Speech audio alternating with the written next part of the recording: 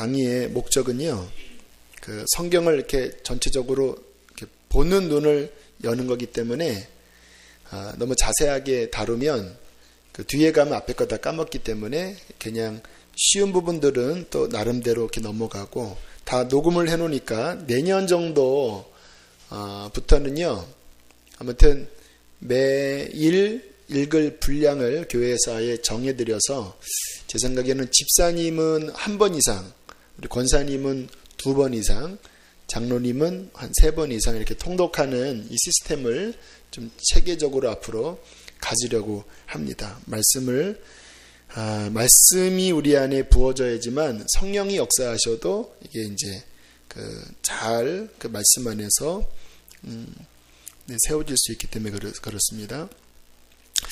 여호수아서는 좀 특이한, 구약 가운데는 굉장히 특이한 독특한 성경책이라고 볼 수 있습니다. 어떤 부분에서 그랬냐면 구약의 몇 안 되는 승리의 책이에요. 구약은 전체적인 분위기가 실패입니다. 굉장히 이렇게 죽고 범죄하고 실패하고, 신약은 그렇지 않은데 구약은 아무튼 실패가 많아요. 또 성공이 있어도 또 실패로 인하여 이렇게 얼룩지는데요.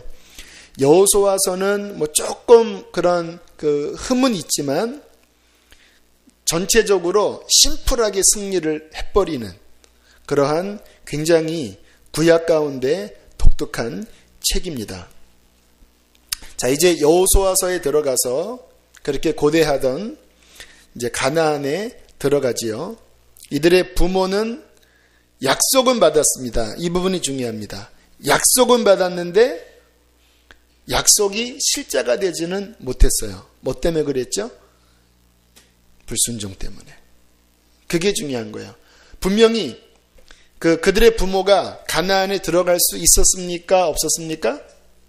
있었어요. 있었습니다. 하나님이 분명히 주시겠다고 말씀하셨습니다. 그런데 그들 것이 되지 못했어요. 불순종으로 인해서. 굉장히 중요한 영적인 원리가 들어 있습니다. 여러분, 저절로 되는 거 아니에요. 하나님은 은혜로 약속하시지만 우리 편에서는 그거를 받을 그릇을 준비해야 합니다. 그런데 40년이라는 연단을 지나 훈련된 새로운 세대, 부모와 확연히 다른 세대가 갑자기 등장을 해버려요. 민수기까지 정말 조금만 어려우면 불평하고 원망하고 모세에게 대들고 우상숭배하고 간음하고, 그 기적을 보여줘도 뒤집어지고 했던 그 세대가 여호수아서에 가면 확연하게 달라집니다. 그래서 우리가 여호수아서를 통해서 눈여겨볼 것, 오늘 주님이 주시는 레마의 메시지는요, 도대체 어떠한 세대이길래 약속의 가나안을 차지했는가? 그러니까 그 여호수아 세대의 특징들, 그것을 이해하면 이러한 자가 약속만을 받는 게 아니라 실제가 되게 하는구나, 이것을 우리가 알 수가 있는 것입니다.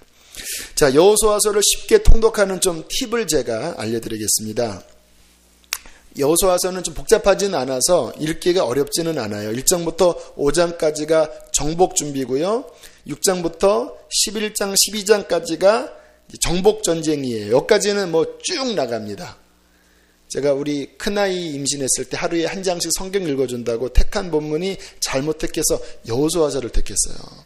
읽는데 죽이고 뭐 이런 내용만 있는 거예요. 정복 전쟁이니까 진멸하고 막 완전 불사르고, 우리가 잘못했겠다 했는데, 뭐 그 정도로 전쟁에서 승승장구하는 내용이 12장까지인데 12장부터 19장까지가 걸려요. 왜냐하면 그 지명이 그냥 계속 나옵니다. 뭐 시므온 지파에게는 어서부터 어디까지 이게 계속 나오는데, 지혜를 알려드릴게요. 거기에 너무 집중하지 마세요. 이런 식입니다. 하나님께서 시므온 지파에게는 경기도의 오산의 평택에서 안성에서 이런 이야기예요. 그러니까 깊이 연구할 거면 물론 연구할 수 있지만 우리 수준은요, 그냥 저는 이제 몇 번 읽으니까 거기는 쑥쑥 지나갑니다. 그냥 쑥 지나가면 돼요. 그러면은 한 12, 13, 14, 15, 16, 17, 18, 거의 19장까지요. 뭐 중간에 이제 갈렙 이야기도 나오고 또 에브라임 지파 이야기도 나오지만 거기는 중요하지만 그 땅의 그 지경을 이야기하는 부분은요, 차라리 지도 하나 보고 한 번에 파악하면 그냥 금방 여호수아서는 뭐 한 번이면 그냥 읽을 수 있는 그러한 부분입니다. 20장에는 이제 모세가 그 실수로 살인한 자를 위한 도피성을 준비하라. 이제 그거 준비하는 내용이고, 21장은 레위 지파는 기업 안 줬거든요. 그래서 각 지파에서 목초지를 레위인에게 좀 이렇게 허락해줘라. 뭐 그런 내용이 21장. 마지막 끝장은 여호수아의 고별설교. 뭐 이렇게 흐름이니까 읽는데 굉장히 쉽게 아주 은혜롭게 읽을 수 있습니다. 자, 오늘은 서두에 드린 말씀처럼 도대체 가나안에 들어간 세대는 어떤 세대인가?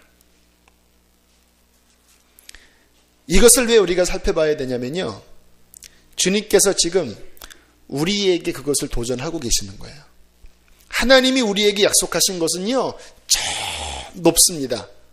우리 믿는 우리에게 약속하신 그 엄청난 것들, 주님은 누구를 찾으시냐면 그 약속을 실제로 누릴 여호수아 세대 같은 하나님의 사람들을 지금 찾고 계시는 거예요. 제가 말씀드렸잖아요. 부흥이 앞으로 일어날 것입니다. 그런데 그 엄청난 부흥에 하늘의 불길이 임하고 전 세계 복음화가 급속도로 진행되는 일들이 앞으로 벌어질 텐데, 여호수아 세대처럼 준비된 교회, 준비된 그릇들이 그것을 감당하게 될 거예요. 그리고 그것이 지나면 이제 환란의 시대가 오게 될 텐데, 그때는 준비되지 않은 수많은 교회들이 적그리스도의 회유와 압박과 미혹 앞에서 굉장히 많이 배교하는 일들이 벌어지게 될 거예요. 그래서 우리들이 정말 지금 교회가 이렇게 갈라지는 것 같아요. 제가 보기에는 순결함으로 나아가는 교회는 더 순결함으로 더 주님과 동행하고 더 그릇이 준비되어지고요. 그냥 그렇게 타협하는 교회는 계속 그렇게 세속과 타협하면서 점점 갈라지는 현상이 이 세대 안에 일어나고 있습니다. 자, 여호수아 세대는 어떤 세대인가? 한마디로 요약할 수 있습니다. 따라합시다. 순종의 세대였다. 전체 24장에 두드러지는 이 세대의 특징입니다.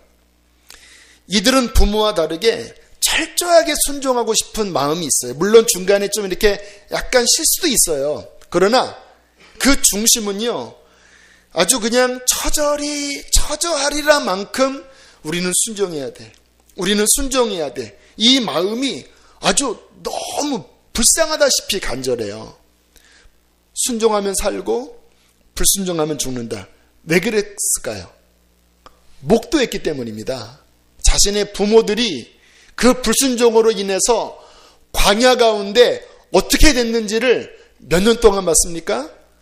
40년 내내 본 거예요. 모세가 갈렙과 여호수아에는 20세 이하 외에 나머지는 못 들어간다. 40년 동안 그 언약, 그 하나님의 재앙이 이루어지는데 이거는 살 떨리는 일입니다. 여러분, 이스라엘은요, 특징이 있습니다. 잘난 게 없다라는 거예요. 하나님께서 누차 말씀하셨습니다. 내가 너희를 왜 택한 줄 아느냐? 너희는 잘난 게 없기 때문이다. 힘이 강하지 않아요. 그들은요, 오직 한 가지만 승리의 비결이었습니다. 하나님이 함께 하셔서 하나님이 도와줄 때알아야만 이겼습니다. 이스라엘의 권능은요, 하나님이 함께 계심이에요. 하나님이 떠나면 이들은 늑대 앞에 어린 아이였습니다. 그런데 언제 하나님께서 함께 하실까요? 순종할 때. 40년간 본 겁니다. 불순종하면, 하나님이 떠나시면 이들에게 이 광야가 정말 너무 고통스럽고, 그러나 하나님이 함께 하시면 이 광야도 정말 이겨낼 수 있고, 근데 이 키를 보니까 하나님께서 순종하느냐 불순종하느냐에 따라서 이 이스라엘의 성패가 좌우되는 것을 보면서 아주 뼈저리게 죄에 앉아야 된다, 하나님께 순종해야 된다, 이 간절한 마음을 이들이 갖고 있었던 것입니다. 이제 첫 전투에도 지금 제가 말씀드린 이 부분이 나오는데요. 처음 여리고성을 점령을 했지요. 뭐 자신의 힘으로 점령한 게 아닙니다. 정말 하나님이 하라고 하는 대로 하면 되는 거예요. 이게 우리의 신앙생활입니다. 하나님이 하라고 하시면 돼요. 그러니까 하나님이 그냥 뭐 해라 하면 그대로 순종하면 돼요. 제 목회의 뭐 비전 계획 물론 있긴 있지만 그게 다 있어도요, 제 마음은요, 중심은 그겁니다. 하나님이 하라고 한 만큼 하겠습니다. 하나님이 하라고 한 만큼. 왜냐하면 이렇게 지내보니까 하나님이 하라고 하신 그 음성에 순종해서 하면 거기에 하나님이 역사하시더라고요. 그런데 내가 아무리 잘 계획해도 내 맘대로 한 거면 실패하더라고요. 하나님이 하루에 한 바퀴 돌아라, 마지막 날 7바퀴 돌아라, 그리고 서서 야! 외쳐라. 여러분, 이게 무슨 능력입니까? 애들 장난도 아니고 힘만 들고. 그런데 중요한 거는 하나님이 명령하신 것이었다라는 거예요. 그러니까 그렇게 순종하고 야하니까 여리고성이 무너졌습니다. 영상을 보니까요, 그 여리고성 그 터를 고고학자들이 발굴해서 보니까 한 번이 무너졌다고 그러더라고요. 그 무너진 게. 그리고 그 안에 곡식이 가득한 걸 보니까 그 요단강이 차고 넘칠 때가 곡식 거둘 시기거든요. 그러니까 성경과 아주 똑같은 그 고고학 여리고를 발견했다라고 하는 영상을 제가 몇 달 전에 본 적이 있어요. 자, 그렇게 이제 아주 쉽게 농락을 해버렸습니다. 그런데 하나님이 제가 생각하기에는 뭐 성경에는 안 나오지만 첫 것이기 때문에 처음 점령한 그 여리고성에 있는 모든 물건은 첫 것으로 하나님께 다 바쳐라. 너희들이 갖지 마라. 하나님이 테스트하셨습니다. 그러니까 이게 어려움이에요. 하나님이 복을 주실 때 항상 선악과를 주시고 또는 이와 같은 테스트를 주셔서 따라합시다. 순종을 하는가 안 하는가 보신다. 이게 우리 안에 있는 경각심입니다. 아간이 우리가 알다시피 시날산의 아름다운 은외투와 은금을 탐내서 그 텐트 아래 감췄죠. 그 순간 무슨 일이 벌어졌습니까? 하나님이 이스라엘과 분리되어 버렸습니다. 범죄로 인해서. 아간만 분리된 것이 아니라 공동체이기 때문에 이스라엘과 분리됐어요. 자, 만약에 그 여호수아 세대가 조금 더 신중하게 이제 아이성 들어갈 때 하나님 어떻게 할 거예요 하면 응답을 아마 안 하셨을 거예요. 그러면 급하게 여호수아가 하나님이 지금 뭔가 우리에게 응답하지 않는다, 우리 뭔가 기도해보자 하면 됐을 텐데 성경에 보면 어처구니 없는 실수를 합니다. 그들이 두 번째 성인 아이성을 이렇게 정탐하고 오더니 뭐라고 이야기를 하냐면 에이, 저 정도는 2-3천명만 보내도 이길 수 있습니다. 이 여리고성이 야! 하고 무너졌으니 이거 2-3천명이면 여리고에 비해서 적으니까 하고 올라갔다가 2-3천명이 죽어버립니다. 대패하고 쫓겨나면서 그들이 마음이 물처럼 녹아지고 큰일 났다. 하나님, 이 전쟁에 우리에게 승리를 주시겠다고 들어왔는데 이렇게 무너졌으니 하나님, 우리 이제 어떡합니까? 그제서야 여쭤봤을 때 하나님이 하시는 말씀, 불순종이 있다. 그것을 해결하지 않으면 너희는 못 이긴다.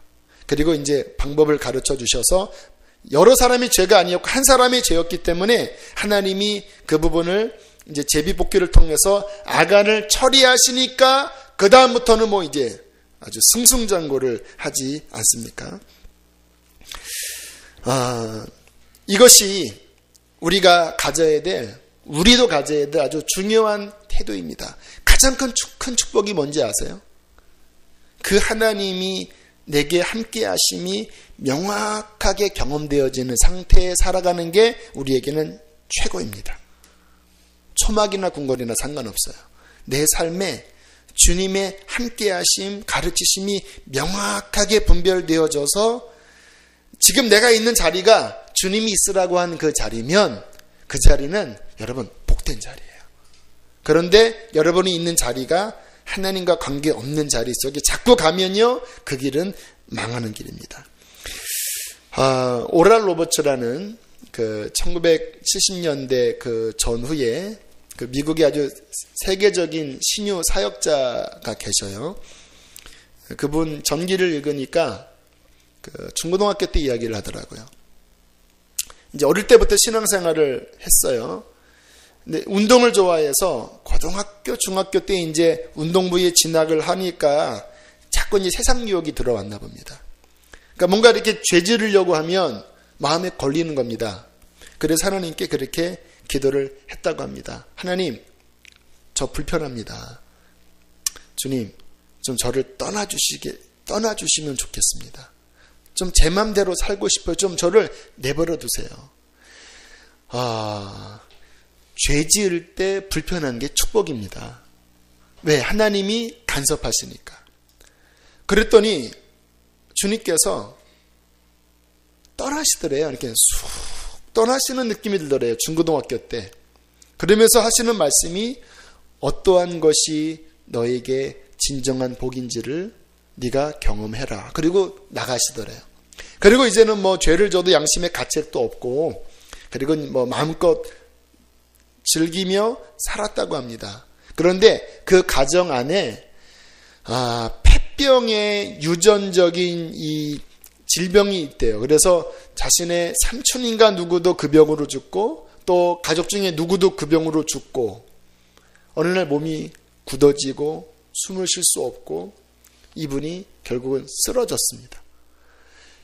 그래서 사경을 헤매서 이제는 뭐 학교에서도 끝이다 라고 다 버려진 그 아이가 다시 하나님께로 돌아와서 회개하고 주님을 영접했을 때에 치유를 받고, 그리고 세계적인 신유 사역자가 되었다라는 그런 이야기거든요. 하나님이 떠나가는 게 육신적으로는 편할지는 모르지만, 그러나 하나님 없는 삶의 대가는 하나님이 함께 하셔서 불편하더라도 하나님 함께 하시면서 불편한 대가 지불이 더 적지, 하나님을 떠나고 맘대로 사는 그 이후의 대가 지불은 더 힘든 것입니다. 그러므로 우리는 무슨 일이 있어도 하나님과 동행하자, 하나님과 함께하자, 이 마음을 아무튼 목숨 걸고 이 여호수아 세대처럼 가지셔야 합니다. 그 목회를 가만히 이렇게 보니까요, 그 목사님들이 그렇게 이야기를 하시더라고요. 막 교회 안에 광풍이 분대요. 그런데도 나중에는 그 광풍의 시험이 오히려 더 선한 것으로 바뀌면서 교회가 성장하는 경우가 있고, 어떤 경우는 가랑잎이 떨어졌대요. 여기서 조금 하고 만 거예요. 근데 그 일이 태풍처럼 커져서 교회가 깨지는 일이 있대요. 그러니까 이게 그래서 뭐 유목사님도 그러시더라고요. 그게 목회가 어렵다고. 근데 저는 답을 알고 있습니다. 광풍이 불어도요, 그 교회 목회자가 하나님과 함께 동행하는 사람이면 주님이 이끄시기 때문에 합력해서 선을 이루게 하십니다. 여러분의 삶에 광풍이 불어도 여러분이 역사의 주관자이신 주님과 함께하고 그분 앞에 맡기면 그분은 합력해서 선을 이루십니다.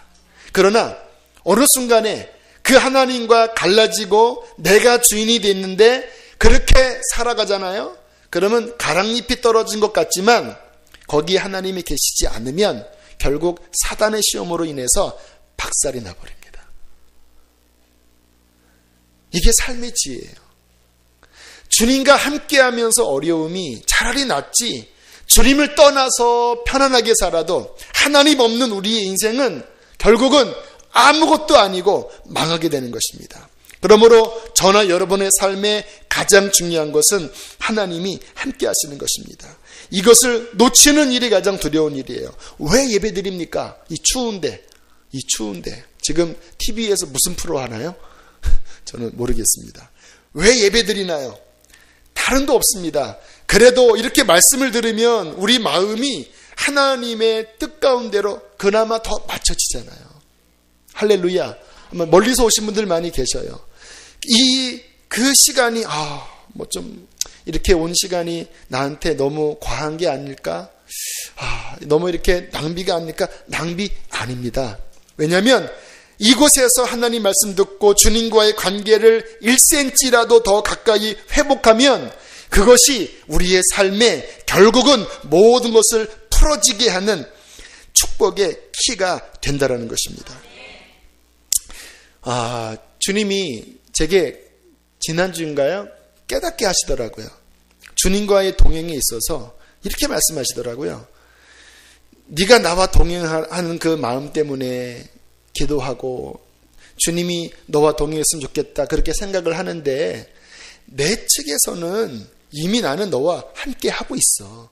나는 이미 너와 함께 하기를 원하고 그것이 내 마음이야. 중요한 것은 네 마음이다. 네가 나와 함께 하려고 하면 나와 함께 하게 되는 거야. 여러분, 한편이 좋아합니다. 한편이 마음이 변덕스러워요. 그러면 열쇠는 여기에게 있는 거예요. 하나님은 일편단심 우리와 함께 하기를 원하세요. 우리가 뒤집어지는 겁니다. 우리가 매사에 아침에 일어나서도 주님, 걸어갈 때도 주님, 뭔가 결정할 때도 주님 도와주세요. 주님과 함께 하기를 원해요. 그 마음을 가지면요, 주님은 너무너무 예뻐하시고 그 사람과 함께 하십니다. 문제는 그 주님을 잊어버리는 내 마음의 해이한 태도가 문제라는 것입니다. 그렇기 때문에 여호수아서는요, 이 두렵고 떨림으로 순종하고자 합니다. 자, 이제 성경을 좀 찾아보겠습니다. 1장을 보세요. 1장 16절. 1장 16절. 자, 이제 백성들이 여호수아에게 이렇게 말합니다. 함께 읽습니다. 시작.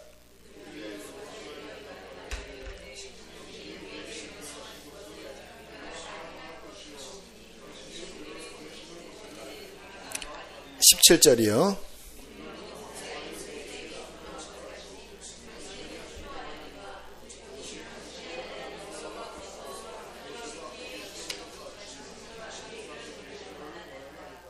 (18절)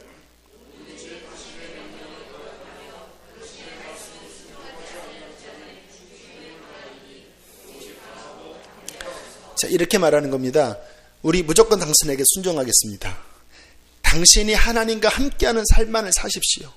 그러면 우리는 하나님이 함께하는 당신의 삶이 우리 이스라엘의 결국은 승리 열쇠인 걸 알기 때문에 무조건 따라가겠습니다. 당신이 오직 하나님과 함께해 주십시오. 우리 가운데 누가 거역하면 죽여버리겠습니다. 부모와 다르죠? 부모는 안 그랬습니다. 하나님께도 대들었고 모세한테도 대들었습니다. 네가 종인, 너만 종이냐 이렇게 대들었습니다. 이들은요, 아주 살떨리는 모습으로 순종하겠습니다. 사람한테 순종한다라는 의미가 아닙니다. 하나님이 당신과 함께하는 그 삶이면 우리는 순종합니다. 가만히 제가 이렇게 목회하면서 보면요, 꼭 그래요. 이거는 꼭 그래요. 하나님과 관계 좋은 그런 경우에 신앙 상태가 되면 애들도 제가 전도사 때 이렇게 저를 좋아하고 이렇게 마음을 열고 그리고 이렇게 순종도 하고 잘해요. 근데 하나님과 틀어짐이 이상하게 저를 이렇게 째려보더라고요. 진짜로. 그래서 뭐 섭섭하다고 그러고 왜 그럴까? 이게 물론 이제 뭐 제가 실수해서 그런 것도 있고 그걸 배제한다는 말은 아니고 이렇게 보니까 하나님과 틀어져 있으면 하나님과 관계 맺는 사람들이 싫어지나 봐요. 그래서 어떤 한 아이는요, 아무튼 막 수련회 가서 막 기도시키니까 처음에 막 짜증내고 막 전사님 미워 막 이러다가 2박 3일 지나고 확 은혜 받고 나니까 얼굴이 막 확 녹아져서 전사님 사랑해요 막 이러더라고요. 그래서 이게 순종의 분위기.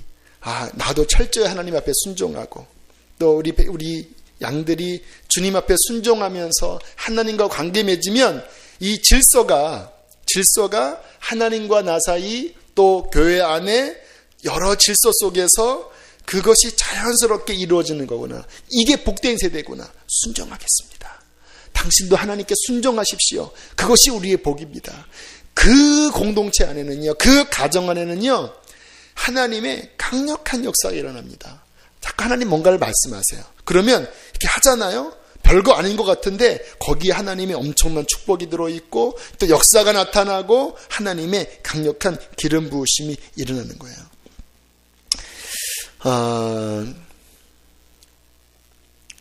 그렇게 순종을 하니까 이제 전쟁할 때 6장부터 전쟁할 때 보면요, 좀 시시한 느낌이 들어요. 뭐가 좀 전쟁에서 막 창창창 이렇게 해야 되는데요, 그냥 완전 일사천리로 끝내버립니다. 중간에 그 기브온에게 좀 속았던 부분은 있지만 제가 가만히 보면 하나님이 기브온을 살리신 것 같아요. 왜냐하면 그 기브온 거민들이 나중에 성전에서 그 나무 패는 자들이 되거든요. 그들은 하나님을, 그 가나안 다 진멸하라고 하는 사람 중에서 하나님을 경외하는 마음이 있었더라고요. 그래서 살고자 그 거짓말을 했는데 그 중심에는요, 하나님을 두려워했습니다. 근데 다른 족속들은 강팍해졌습니다. 두려워하는 마음이 없었어요. 그 사건, 아간 사건 외에 이제 그들이 철저하게 더욱 순종하는 모습으로 서니까 40년 동안 그렇게 해결 안 됐던 문제가요, 일사천리로 풀려버리더라고요. 여러분, 하나님이 한번 하시려고 하면요, 진짜 그냥 막 됩니다. 막 돼요. 하나님이. 근데 왜 하나님이 안 하시냐면 무능해서가 아니라 그렇게 하면 우리가 감당 못할 그릇이기 때문에 그렇기도 하고, 뭔가 우리 안에 아직 하나님이 하실 수 있는 순종의 준비가 안 되니까 이게 안 나가는 거지, 순종의 준비만 되면 하나님이 우리의 삶에 우리가 원하는 어떠한 그 외적인 문제가 풀어지는 것은요, 쉬워요. 세상 창조는 6일에 이루어졌습니다. 우리 마음 바꾸고 우리 변화시키는 거는요, 아들이 오셔서, 그 아들이 오시기까지 수천 년이 지나고 그렇게 오랜 시간이 걸리는 거예요. 하나님이 정말 바꾸기를 원하시는 것은 환경이 아니라 여러분의 마음입니다. 하나님이 정말 바꾸기를 원하시는 것은 이 교회가 아니라 이 강대영 목사인 저의 마음이 정말 하나님 뜻대로 이 교회를 목회할 그 그릇으로, 변화시키는 그릇으로 만드는 거예요. 그것 때문에 연단도 줄 수 있겠죠. 저를 깨트릴 수 있고. 왜? 이것만 저나 여러분에게 준비되면 그 외적인 부흥, 뭔가 이렇게 재정적인 어떤 부분들은 어떻게 보면 가장 쉬운 일이라고 할 수 있습니다. 자, 계속해서 이제 그 여호수아 세대의 이 영적인 경유하는 마음을 좀 더 살펴보기를 원하는데요. 자, 이제 11장 15절 한번 보세요. 자, 쭉 정복전쟁이 이제 끝날 쯤에 하나님께서 하시는 그 영광스러운 말씀이 있습니다. 11장 15절 함께 있습니다. 시작. 여호와께서 그의 종 모세에게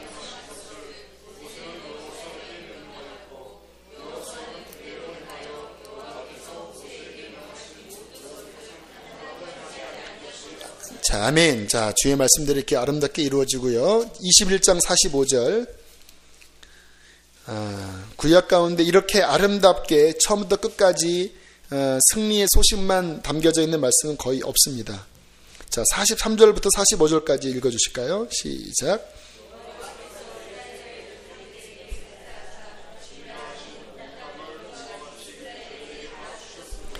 그들이 그것을 차지하여 거기에 거주하였으니 여호와께서 그들의 주위에 안식을 주셨으되 그 조상들에게 맹세하신 대로 그들의 모든 원수들 중에 그들과 맞선 자가 하나도 없었으니 이는 여호와께서 그들의 모든 원수들을 그들의 손에 넘겨주셨습니다. 여호와께서 이스라엘 족속에게 말씀하신 선한 말씀이 하나도 남음이 없이 다 응하였더라. 할렐루야. 그 약속이 다 응하였더라. 이 순종의 세대 안에 응하였더라.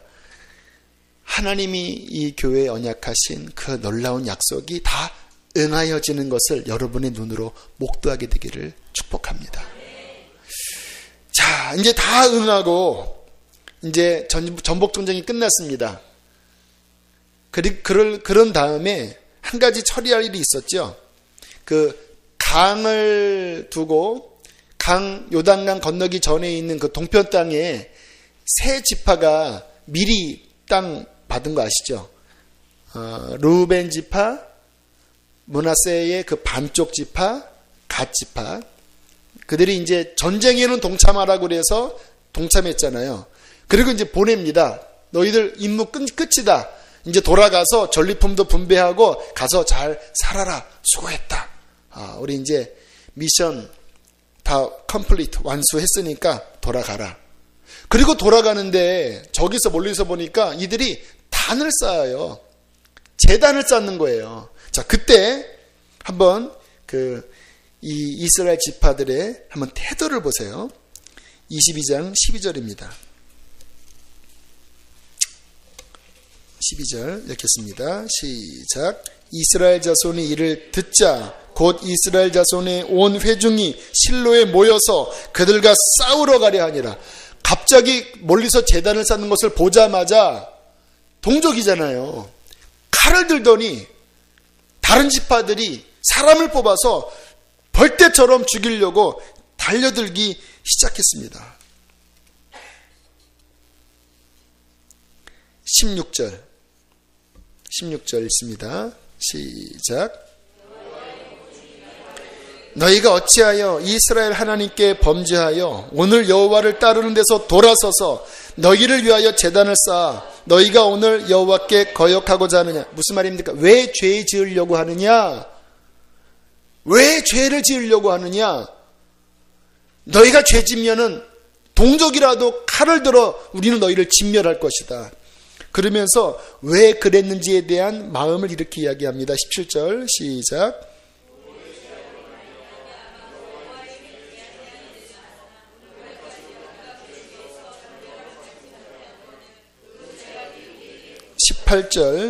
오늘 너희가 돌이켜 여호와를 따르지 아니하려고 하느냐.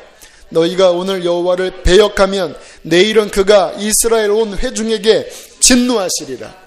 눈물 어린 고백입니다, 여러분. 미디안에서 실은 얼마 전에 있었던 일입니다. 미디안에서 우상 숭배하는 그 죄 때문에 수천 명이 죽고 연병을 앓고 그 죄가 아직 우리 안에 씻어지지 않고 그 죄 지은 사람 여기 회개했지만 여기 아직 있는데 그때 그 죄 때문에 망한 거 너희 뻔히 보놓고 또 제단 쌓느냐? 오늘 우리가 하나님께 순종해서 이 선한 모든 말씀이 응하였지만 다시 또 지금 하나님께로 돌이키면 하나님께서 온 회중에게 또 진노 내리신다. 우리 지긋지긋하다 그런 거. 죄를 짓고 하나님 앞에 틀어져서 그 환난과 재앙을 당하는 것 우리는 지긋지긋하다. 그러면 19절에 만약에 요단 서편이 싫으면 요단 동편이 싫으면 차라리 건너와라. 그리고 20절에 이 말씀도 합니다. 20절 읽겠습니다. 시작.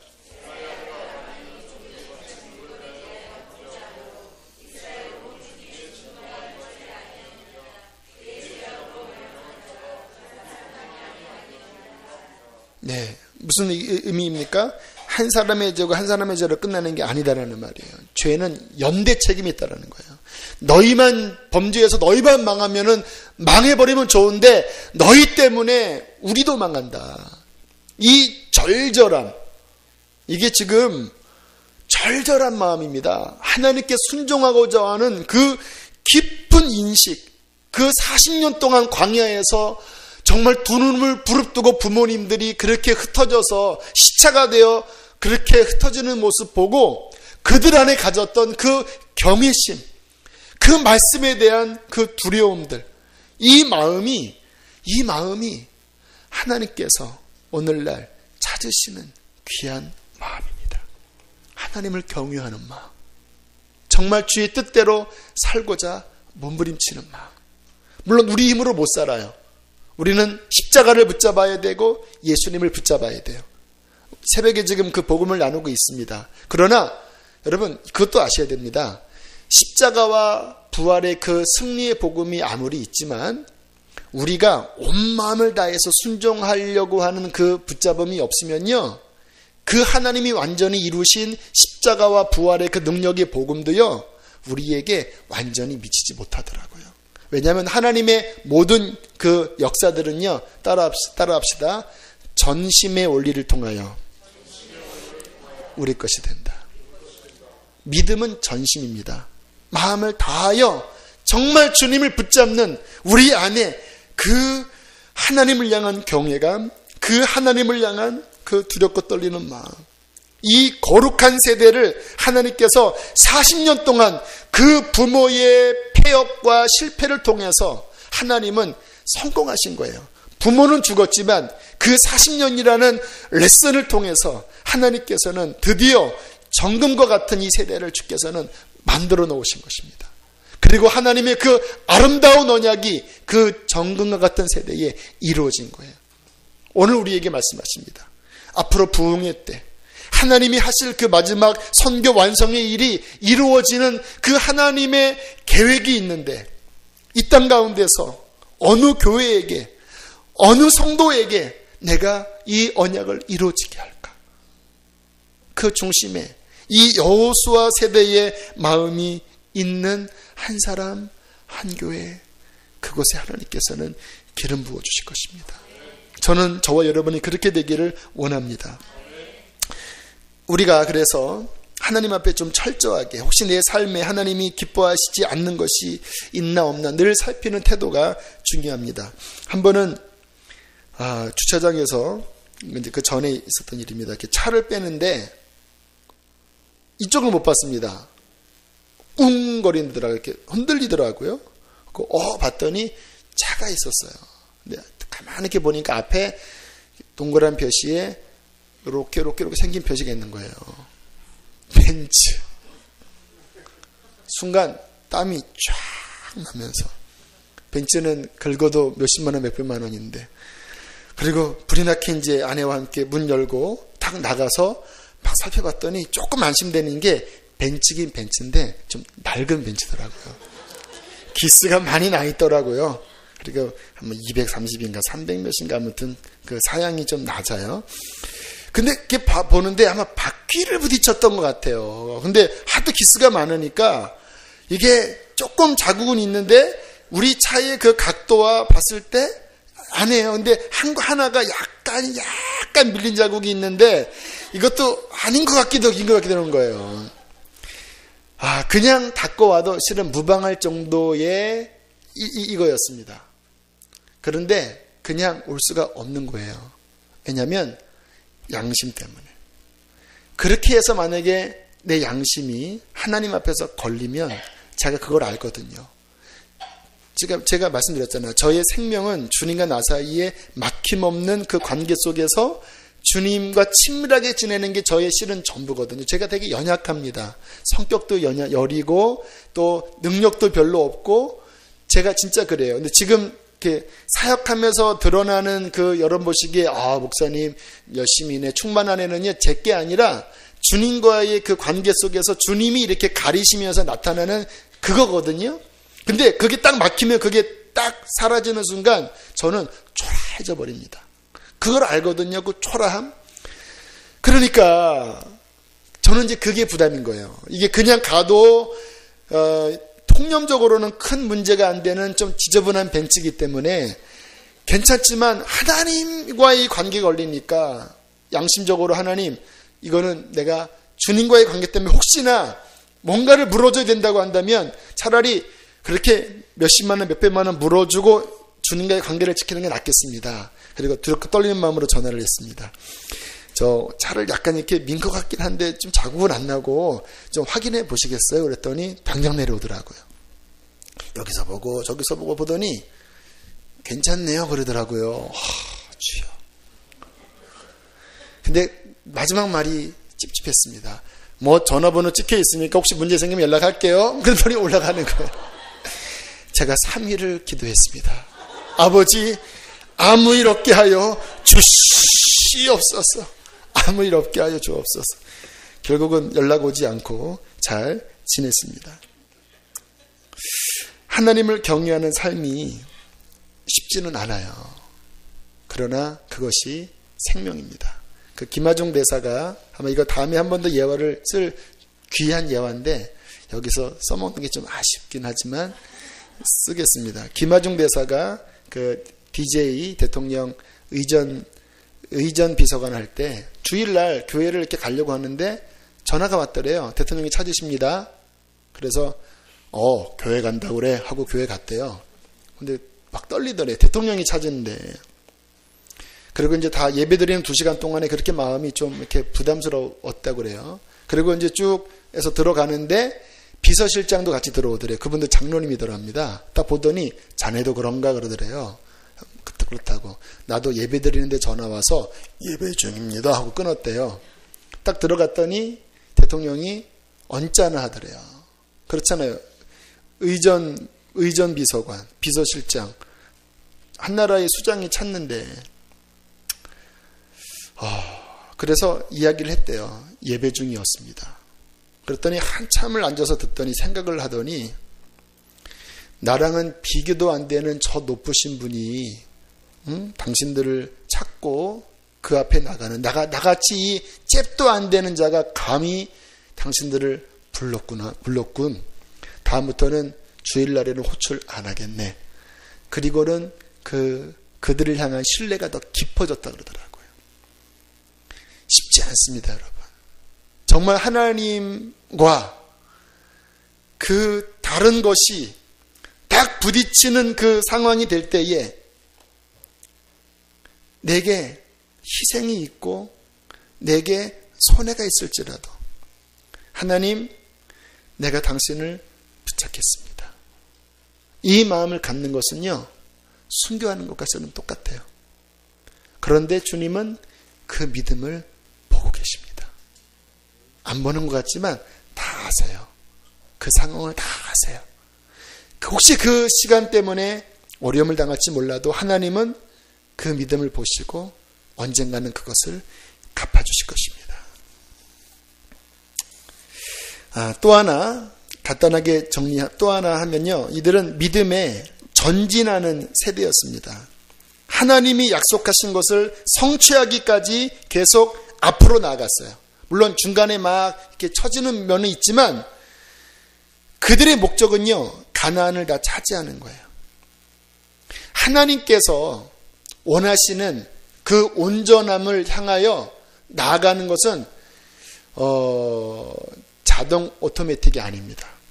약속이 있어요. 순종해야 됩니다.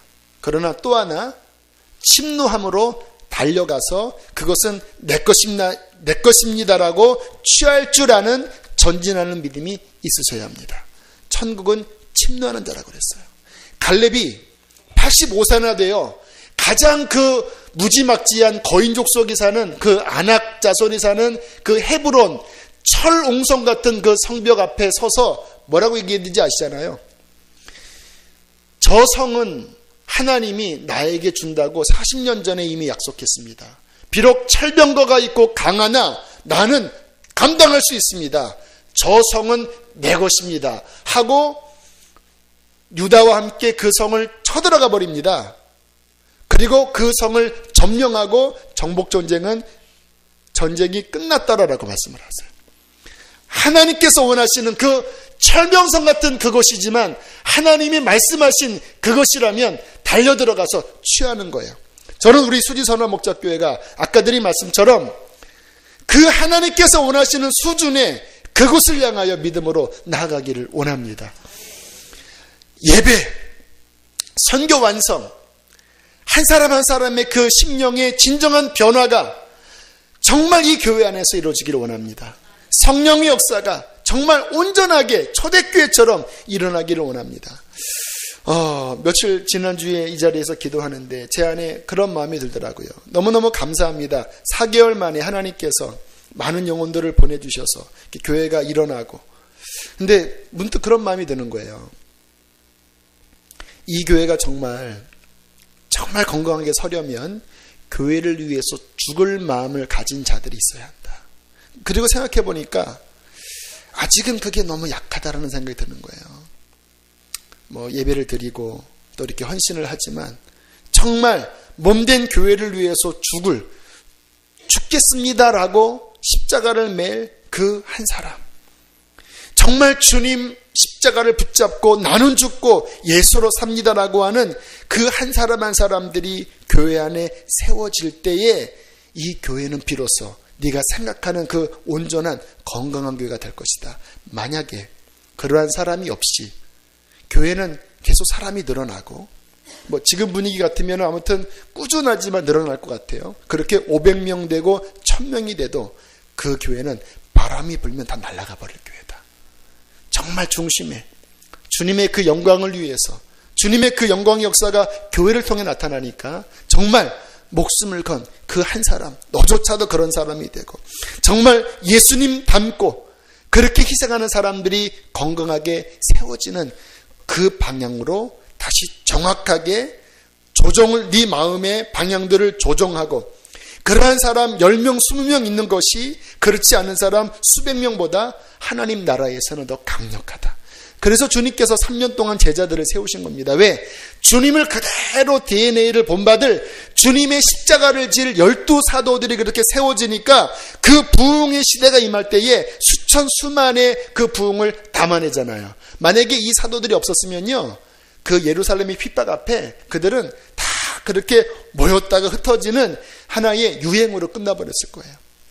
그 사람이 세워지는 교회가 되라는 마음을 주님께서 주셨습니다.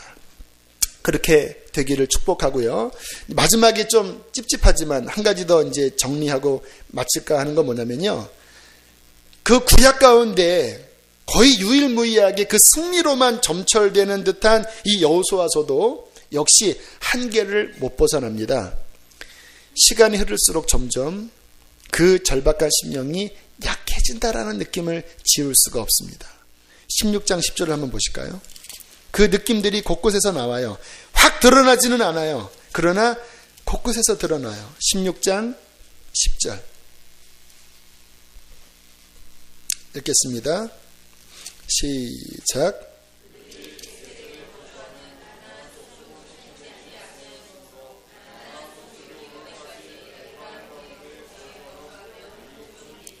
쫓아내야 돼요? 안 해야 돼요? 자, 쫓아내야 되죠. 17장 13절 17장 13절 시작.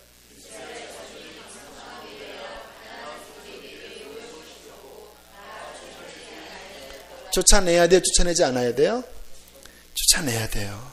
18장 3절 시작.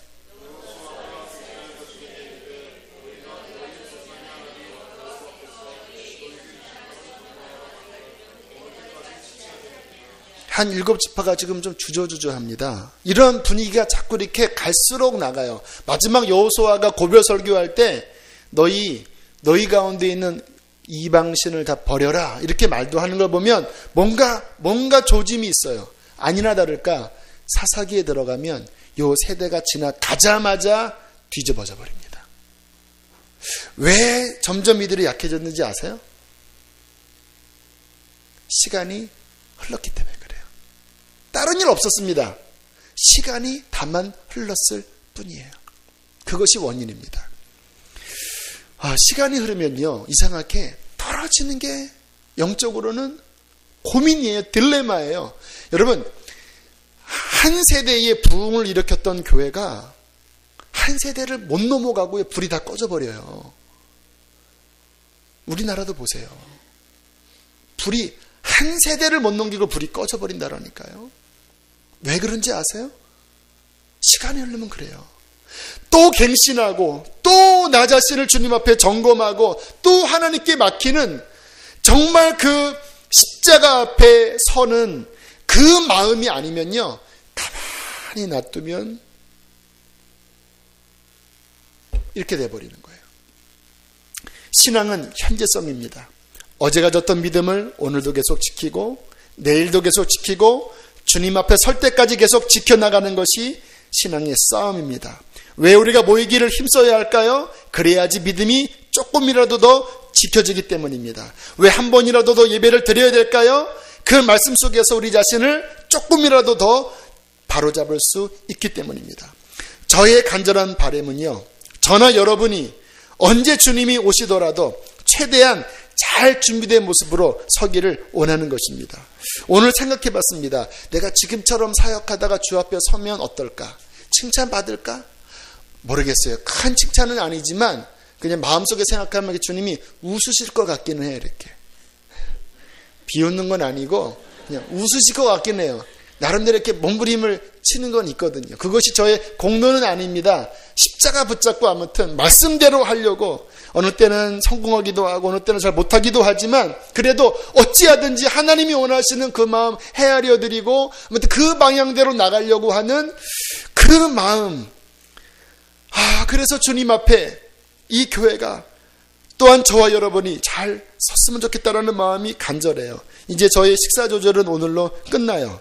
내일 뭐 먹을까 지금 막 쭉 계산 중이긴 한데 이제 몸의 기능은 이게 딱 떨어져서 한 번에 많이 먹으면 안 될 것 같아서 이렇게 단계별로 지금 먹을 스케줄을 스스로 다 이렇게 짜고 있습니다. 제 친구도 무안에서 낙지를 보내준다고 그래서 기대하고 있습니다. 드는 생각이 시작이 있으면 끝이 있구나. 처음 할 때는 이거 어떻게 하나 했는데 벌써 끝이 온 것처럼 우리의 삶도 그처럼 빨리 지나서 끝날 날이 올 것입니다. 주님 곧 오십니다. 사역 잘 감당하다 믿음 지키다가 하나님 원하시는 그 가나안 약속을 얻어내는 순종의 세대로 살아가다가 주님 오시는 그날 멸류관 받는 저 여러분 됩시다.